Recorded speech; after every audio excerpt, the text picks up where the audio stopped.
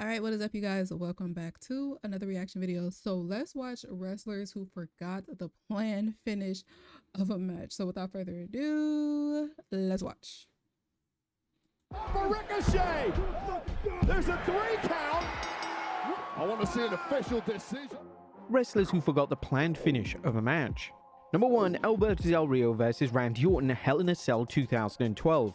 One of the top matches on the undercard for the Hell in a Cell event in 2012 was Alberto Del Rio vs Randy Orton. Fans expected a great match out of the two of the best in-ring workers WWE had to show, and whilst the match was going great, the finish completely derailed the momentum of the match, and the quality suffered as a result. During the final few minutes of the match, Del Rio went to the top rope, but Del Rio did this with a confused look on his face, and it was clear that he had no idea what the planned finish was supposed to be. In an awkward botch, Del Rio would then jump down, and then Del Rio and Orton proceeded to have a very bizarre botch sequence where both men were completely lost. Did you see Randy? The closing moments of the match were thankfully smooth, as Del Rio and Orton quickly got it together, and it showed the importance of remembering spots in the match, particularly the match finish.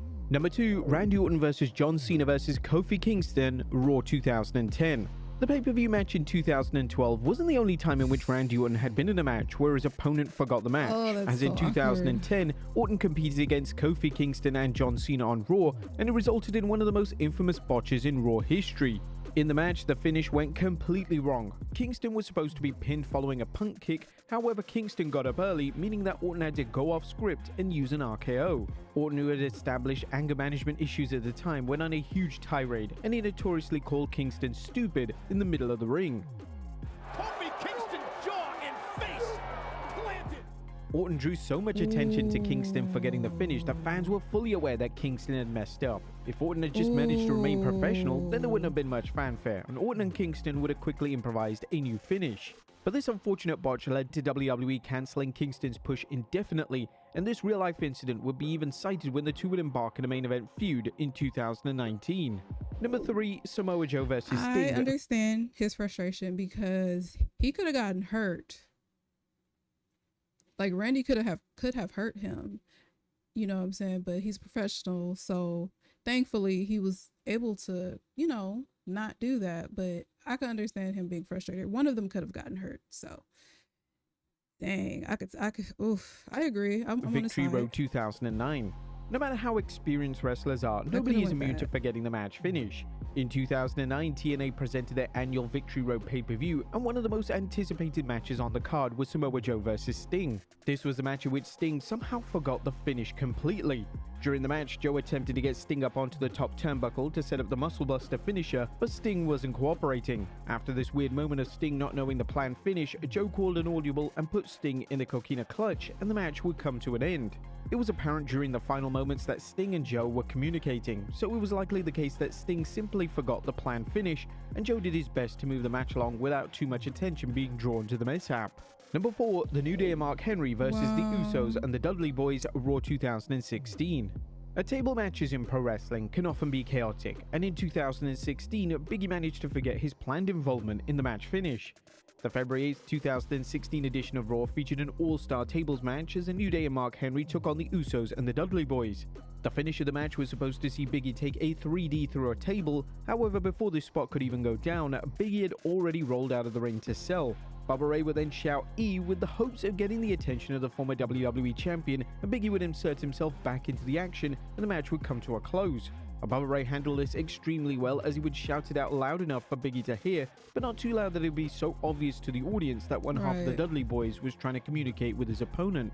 Number 5, Melina vs Mickie James vs Victoria, WWE House Show 2007. Whilst live events aren't usually recorded or canon, they do sometimes feature title changes. These title changes are rare, and in 2007, one occurred accidentally after Victoria forgot the planned finish to the match. In a match between the aforementioned Victoria, Melina, and Mickie James for the women's title, the referee counted to 3 after a pin attempt from James on Victoria, and this actually resulted in James winning the women's title. WWE could have pretended that this was a mistake or blunder, but thankfully they didn't, which certainly gave some credibility to the house show format. Due to WWE having no creative plans for James as champion at the time, they would book another match between Melina and James on the same show, and Melina would then get the title back.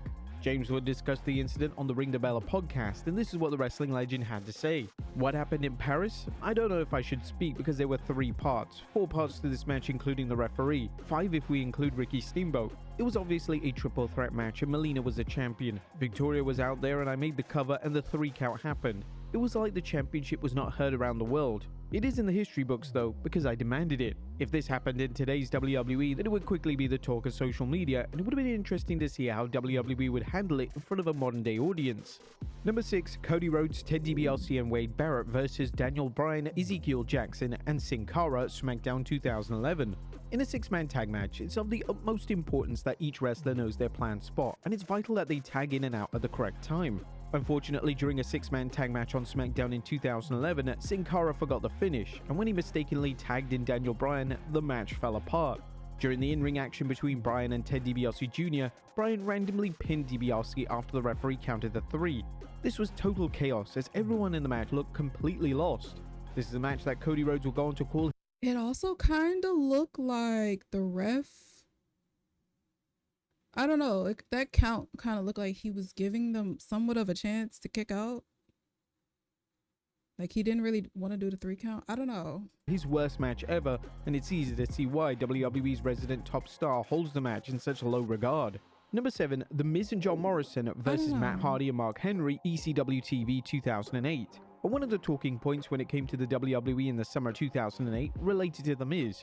During a tag match on ECW, The Miz, who was teaming with John Morrison to take on Matt Hardy and Mark Henry, was supposed to break up a pin attempt. This was designed to be a part of the closing moments of the match, yet when The Miz forgot his spot, the referee counted the 3 and awarded the match to Hardy and Mark Henry.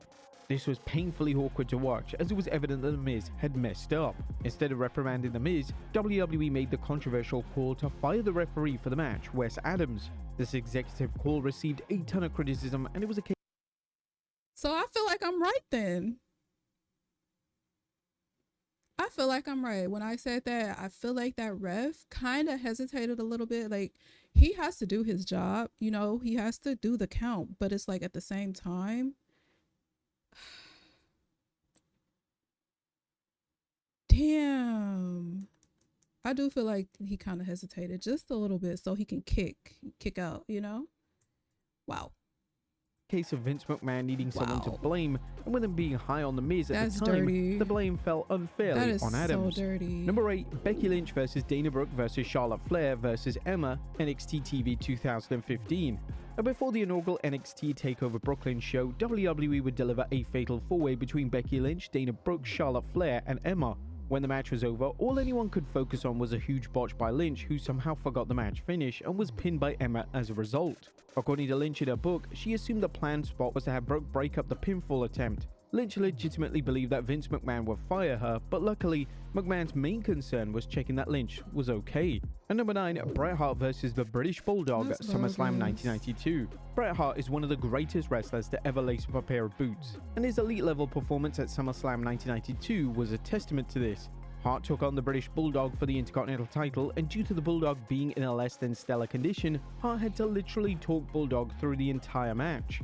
Hart would discuss this in his autobiography, and according to Hart, Bulldog had been smoking an illegal substance the night before. When I arrived in London, hundreds of fans poured out of the hotel lobby to chant my name in the streets. I set out to find Davey, but he was off somewhere with Diana and his family. I didn't see him until the required entrance rehearsal at Wembley Stadium the night before the show. When I asked him why he hadn't returned my calls all summer, he wasn't able to look me in the eye. He fessed up that he'd been smoking crack with Jim for weeks and was now terrified. He'd gone back to being that same helpless kid I rescued from Dynamite 10 years earlier. Hart would then state that during the match, Bulldog had to openly admit that he couldn't remember any spots, so Hart assured Bulldog that he would carry the entire match. Bret, I'm effed. Davey panted as I had him clamped in a side headlock. I can't remember anything. Davey, just listen to me. I'll carry you. The fact that the match turned out so well is a testament to Hart, as a lot of top wrestlers would have fallen apart under these difficult circumstances. But Hart prided himself on being a ring general, and it was certainly on display in the 92 Classic. But there you have it, folks. Wrestlers who forgot the planned finish of a match. Be sure to leave your comments down below, and I'll see you next time with some more wrestling. That is professionalism, dude. You carried that fucking match on your back like that? Like, no, I got it.